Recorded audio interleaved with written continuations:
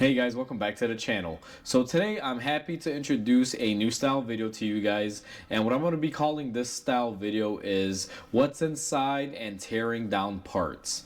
Now what I'm going to be doing in this style video, guys, is simply taking a part like this. This is a wheel bearing that we took off of a Ford Ranger that we made a video on. There will be a video replacing this on the vehicle, and once we take off the old used parts that are damaged and are destined for the junk pile, I figure why just throw them away. Let's tear them apart and let's see what's inside of them. Maybe we can find the fail pattern and just talk about weaknesses and strength and what I commonly see fail on certain parts. But the main premise is going to be just basically to see what's inside of them.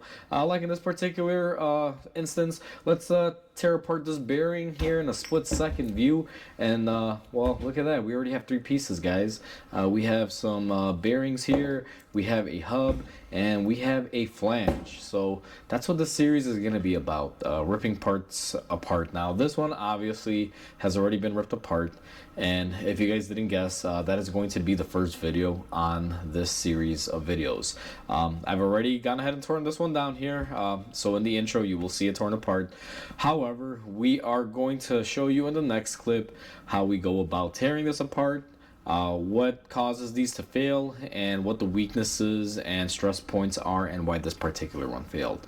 Now, with that said, guys, if you guys haven't subscribed to the channel, hit the subscribe button down below, smash that like button. It definitely helps the channel out. And without further ado, let's go ahead and tear into this wheel hub bearing and see what's inside. We are at the press at the shop, guys. Now before we go ahead and tear this thing apart, I wanted to show you guys how these are basically made. Now this is not that different from a press and bearing. They just take the concept and make it a little bit easier. Now obviously this one has a flange, it gets bolted on. The way these are manufactured is they make a flange, you guys can see it's a two-piece. They press the wheel bearing inside of the flange, and then they put the hub front on it. And after they do that, they install your wheel speed sensor right here in the flange. It's all internal and built. You cannot service these. The only way to service them is take it off, replace it, throw this part away. So typically these never really get torn apart or anything. But we're gonna go ahead and tear this apart now. I can't cut this in half or do anything fancy like that, guys. We don't have those types of equipment here at the shop. But what I'm gonna do is press out this hub face. I was gonna just use my hub puller to pull it off, but I found that it's very hard to vise this, so I can't really do that safely without possibly launching this across the shop and hurting myself or damaging something. So we're gonna use our press to push out the hub face right through here, and once we get that off of there, we're going to go ahead and show you guys what's inside. Now I'm gonna set it up on my vise. I will show you guys the vising process, or the press process, I'm sorry, I should say. I don't know why I keep saying vise, but I'm gonna go ahead and use my press here. I'm gonna set it up, and then I'll press it out live for you guys. I'll record that portion of it, and we'll just see what's inside. So we have our bearing viced up. I figured I would just show you really quick how I'm doing this. What I did was I found an adapter. Now I just have random pieces of metal like sockets and things that are pretty strong, and I centered that in the center. Now this thing fit perfectly. It's a little bit bigger than the diameter of the hub face that we're going to be pushing out. So I put that on there, and then I just put a steel plate in between to take up a little bit of room there, increase the surface area, and we're going to go ahead and press it out. Now I'm going to set you guys pretty far back here. Let me see what's the best angle. I would say right about there. And this can be kind of loud, so you know, let's just see what happens. Alright, so this one here actually just broke free. I don't think this is going to shoot out, so I'm going to just come in here and lightly press it out. And I'm going to hold my hub face. Now typically, you don't want to do this on the press, guys, because if this shoots out, you can hurt your hand. But I want to preserve the bearing. Like I said before, all the loud noises happen. I want to preserve this bearing so you guys can see. That's why I put my hand underneath there. Now that we have everything torn apart, let's go ahead and get everything on our bench, and I'll show you guys the inner workings. I was getting ready to head out to the bench and show you guys the inner workings of this. However, I realized there's actually one more piece, which is this outer bearing here, or the inner bearing. I'm gonna go ahead and press that out as well, guys, just to get that out of the way, because I want to give you guys a complete teardown video. So what we're going to do is just set this up on our press, just like we did earlier, and we are going to press out our wheel bearing. Now I'm just going to use the same adapter. It should pop it out. Let's see if this will fit in there nicely, and it does. And now that we have it centered up, all you got to do, and I hate this part of it, you just pretty much push your shop press down. If you're fortunate enough to have an air powered one, life is easier, but I just have this manual style. I do use my press quite often, but it's not enough for me to justify spending big bucks and getting one that's air powered. So what we're gonna do here is go ahead and press this out as well. Now this is going to come out as a whole bearing assembly, just like that. It just popped out the whole bearing. Now that we have everything here fully disassembled, and I'm going to grab our bearing piece here, we are going to go ahead and take this to the bench. We are at our bench. We have our front hub with the bearing, and then we have our inner bearing. The last piece is going to be this ABS wheel speed sensor for us to tear off. That's about as in-depth as I'm going to go. I'm not going to go to the point where we tear this bearing apart here, because technically you can't take that off. However, it'll look just like that one there, so I'm going to skimp that portion of it, guys. Now we're going to take this Allen head socket and make sure it's fully inserted. This ABS speed sensor may or may not come off. I have a feeling this is going to just break and then it's going to be seized in there, but let's give it a go. And much to my surprise, that actually came off. I find when you have these Allen heads on here, they don't come off. And let's see if this ABS wheel speed sensor is going to come off. Sometimes they get frozen in there, and I'm really not going to go too crazy with it trying to extract it. Let me see if I can just wiggle it out here. So, well, okay, seems to be coming out. I'm actually very surprised, because by the look of this bearing, I never would have expected that to ever want to come out of there. So now that that turns, I'm just going to take my flathead here, see if I can push it outward as I move it around here. Maybe that'll get me in. And that's not, it seems to be stuck in there. Let me see if I can just push it here from the inside. Now, you don't want to do this if you're actually replacing this, guys. I know most people won't. It'll be a bearing assembly, but we're going to help this out here by tapping it out.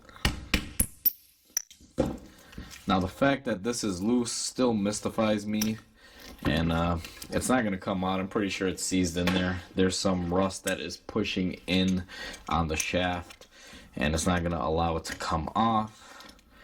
Let's give it one more go here. Maybe we'll get lucky, because I do see a little bit of it popping upward, but not a whole lot. Let's just try one more thing here.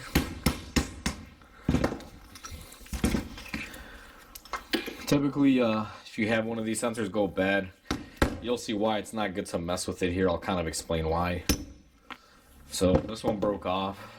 Not surprised. It's not getting unjammed from in there. But either way, let's go ahead. Let me get these tools out of here, clean up my area, and I'll explain to you guys the inner workings and why, if you have one of these and you have a sensor that's bad, why 99% of the time you may not want to replace it and just do the whole hub assembly as a whole. So we are back. I actually went ahead and I pushed it in, and I actually got the whole piece out. This is what remained in there. The reason why these don't come off I'll get into in a minute here when we get to the ABS sensor portion. But now that we have that off, I'm going to shine a light, and hopefully you guys are going to be able to see right there. That is the hole where the ABS speed sensor sticks out and picks up its reading on the actual bearing portion. Now the ABS tone wheel picks up its signal from this center portion here. Now this is the rear bearing. which I believe it should be this one facing here, because this side will bolt towards the car and this is the side facing out. Now on this bearing, you will notice it's just a regular taper bearing. We have our seals and everything that we need. We have our race with our roller, and then we have this tone wheel. Let me see if this can actually separate on here, or see if it's part of an assembly. I do believe it's all part in one, but you will see if I clean it up here with this rag, try to get some of this grease out of here, that it has little pickups, and what'll happen as this is rolling, this will be sticking out of there, and it'll basically just pick up magnetically what's going on within the speed sensor and give you guys a speed reference. That's how this speed sensor works in reality with these bearings. That's why they built everything in one as a part of the housing. Now the way the speed sensor is in there and how it picks up is quite simple, guys. I do also want to mention and note that what happens on these sealed units, you'll see this grease is not really grease anymore. It's kind of chalky and hardened.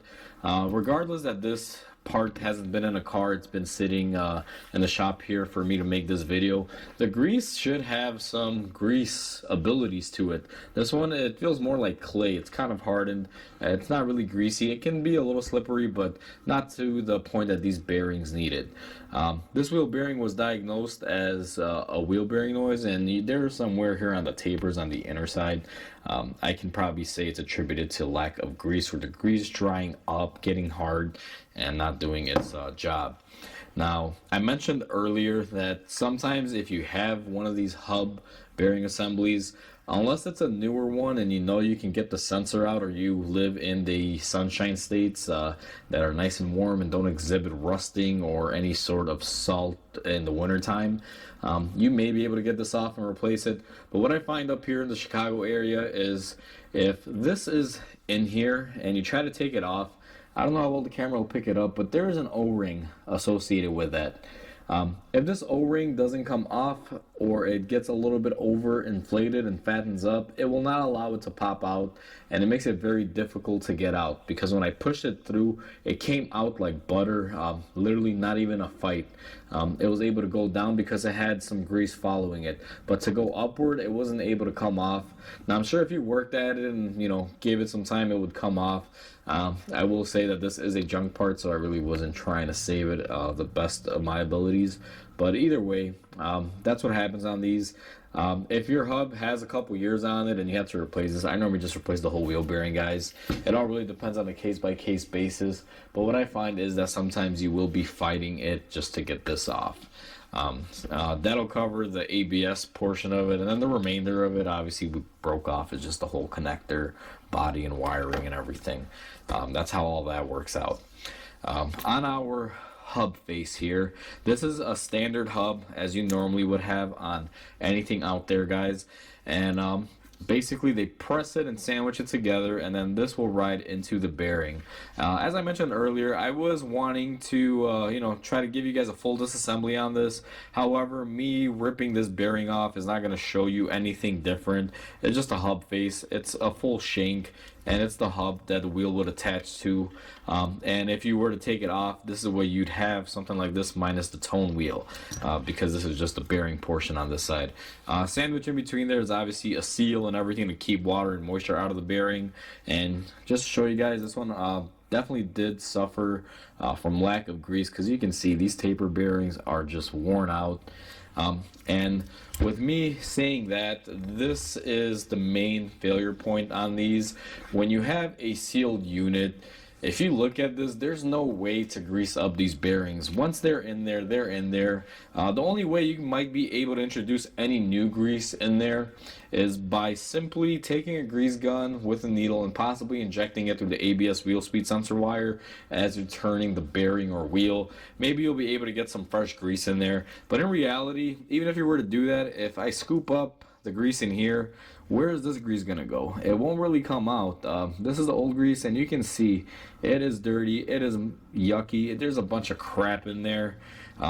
You definitely don't want to sit there and try to put new grease in here with that yucky stuff still in there. So that's what kills these 99% of the time, guys. If these were able to be serviced, and I've always had my opinion on this, if these things had like a little screw hole where you have, like, say, a bolt up here and a bolt on the bottom, and you were able to put a Zerk nipple and push new grease in and push the old grease out, kind of like a ball joint, they may be able to last longer. But since they are sealed off units and they don't have that capability, I find that most of these will last, you know, a few thousand miles, somewhere around, typically around 50 to 100,000 miles. It really depends on applications. Best example is this is a Ford. On Fords, I noticed they go out around every 80 to 100,000 miles. If you had a GM product, get used to this, guys. If the bearing doesn't go bad, the ABS pickup will go bad, and you won't be able to get a wheel speed sensor reading, and then your ABS will activate. So if you have a GM product, Trailblazer, Chevy van, 25, 1500, 3500, any sort of pickup, you guys are probably very familiar with replacing these quite often. Majority of these that I do are usually on GM vehicles, guys, because they do tend to fail quite often more in those trucks with the design and everything. But overall, that's what's inside a sealed wheel bearing, or a hub unit as they call them.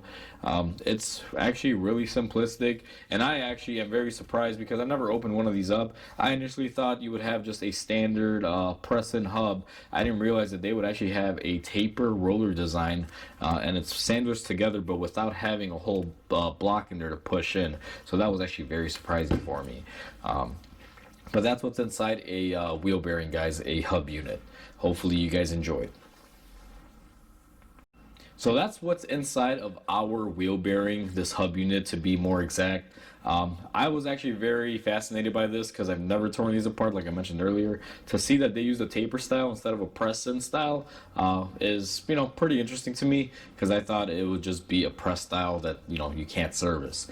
But either way, hopefully you guys enjoyed this video. Hopefully this video points out some of the common failures on these and shows you guys the inner workings enough if you guys were curious or just ever wondered about it.